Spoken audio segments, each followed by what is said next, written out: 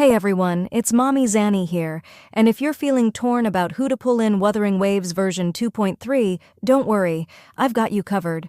I know how frustrating it can be when you have limited resources and want to make the best possible decision. So today, I'm breaking down each character to help you figure out who's truly worth your pulls. But let me be clear, this is just my opinion. At the end of the day, it's your account, your pulls, and your choice. So pull for the character that makes you excited to play. Let's start with Zani, a 5-star Spectro Resonator who fights with gauntlets.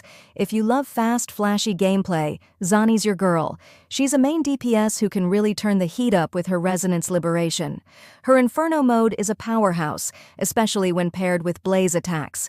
If you're a fan of skill-heavy gameplay, she'll reward you with massive damage in Frazzle teams. However, Zani's not for the faint of heart. Her combos require precise timing, and she relies on having Spectro teammates to shine. If you're into high-reward, combo-heavy gameplay, she's absolutely worth the pull.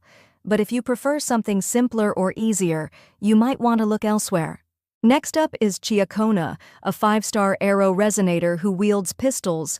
Ciaccona is an excellent support character, shining as a sub-DPS who specializes in arrow erosion. She buffs her team's arrow erosion damage by a whopping 100% with her outro skill and can pull enemies together with her forte circuit. If you're building an arrow team, she's a great fit, especially for AoE-heavy setups. Her damage might not be as high as a main DPS, but she more than makes up for it with her support and AoE damage. She's definitely worth considering if you want a strong arrow support who can enhance your team's damage output.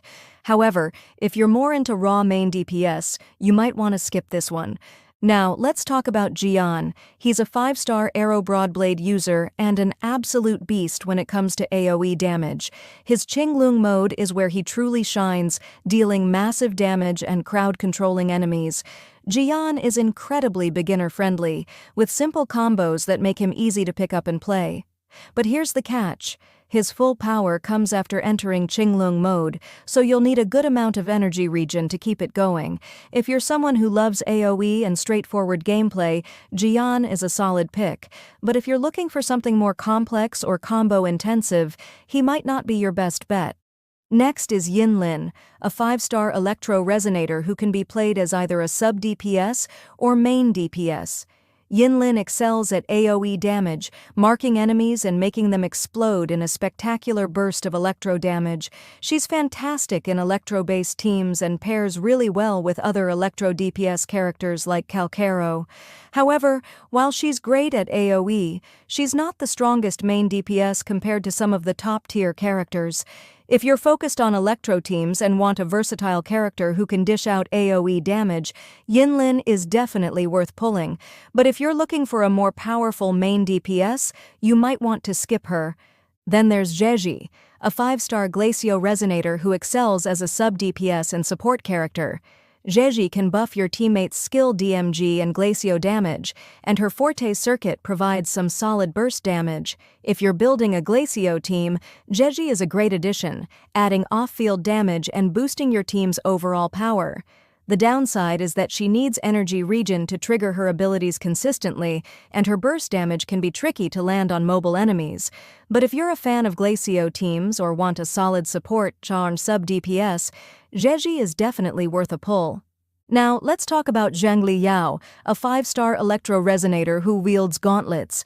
If you love high-skill, high-reward gameplay, Xiangli Yao is a fantastic pick. His damage output is insane, especially when you can master his combos and timing. His resonance skill and liberation slow down enemy animations, making it easier to pull off those smooth combos.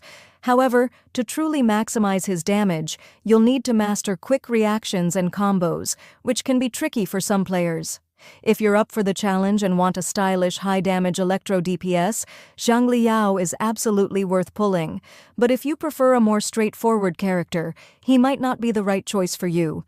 Phoebe, a 5-star Spectro Resonator who uses a rectifier, is another character to consider. She's a unique DPS who specializes in applying Spectro Frazzle to enemies, boosting her damage potential. While Phoebe can be a powerhouse in Frazzle-focused teams, she relies on other characters to apply Spectro Frazzle consistently. She's a great pick if you're already running or planning to build a Frazzle team, especially alongside Zani, who can take full advantage of her Frazzle application. However, if you prefer flexible characters that don't rely on specific team setups, Phoebe might not be the best fit. Moving on, we have Jinhsi, a 5-star Spectro Broadblade user with a burst damage-focused kit. Her resonance skill allows for quick swaps and huge bursts of damage, making her great for coordinated burst setups. But here's the catch: she needs specific team setups to shine. Her damage potential is high, but she requires precise timing and energy regen to maximize her output. If you're into quick swap playstyles and burst damage, Jinhsi is a solid pick. But if you prefer characters that don't rely on such specific setups, you might want to skip her. Changli, a 5-star fusion sword character, is next on the list. She can be both a main DPS and sub-DPS, depending on how you build her. Changli excels in combo-oriented gameplay and can dish out impressive damage when her forte gauge is stacked properly. However, she's a fragile character, requiring careful evasion to avoid damage. If you love flexible characters with combo-heavy playstyles, Changli is worth pulling. But if you prefer something simpler or more durable, she might not be the right choice. Carlotta is a 5-star Glacio pistol user and one of the best DPS units in the game. Her damage potential is insane, especially in single-target combat, and she synergizes perfectly with Zhezhi to boost her power even further. However, Carlotta struggles with AoE content and has a lengthy resonance skill cooldown that requires precise rotation management. If you're looking for a high-damage DPS focused on single-target combat, Carlotta is absolutely worth the pull. But if you need someone who can handle crowds of enemies, she might not be the best fit. Roccia, a 5-star Havoc Gauntlet character, excels as a sub-DPS in Havoc teams, particularly with Camellia. She brings great damage output and crowd control, making her an excellent addition to any Havoc setup. However, she's a bit slow in her rotations compared to other characters, and her utility is limited to Havoc teams. If you're building a Havoc team or want to enhance Camellia's performance, Roccia is definitely worth pulling. But if you're looking for something more versatile or faster-paced, you might want to skip her. Finally, we have Brant, a 5-star fusion sword character who is incredibly versatile. Brant can be played as both a main DPS and sub-DPS, and he also provides healing and shielding to the team. His energy regen scaling allows him to achieve high ATK stats, making him a strong damage dealer. However, Brant is harder to build compared to other characters, and his reliance on combos can be interrupted easily. If you're looking for a versatile fusion DPS with strong support abilities, Brant is worth considering.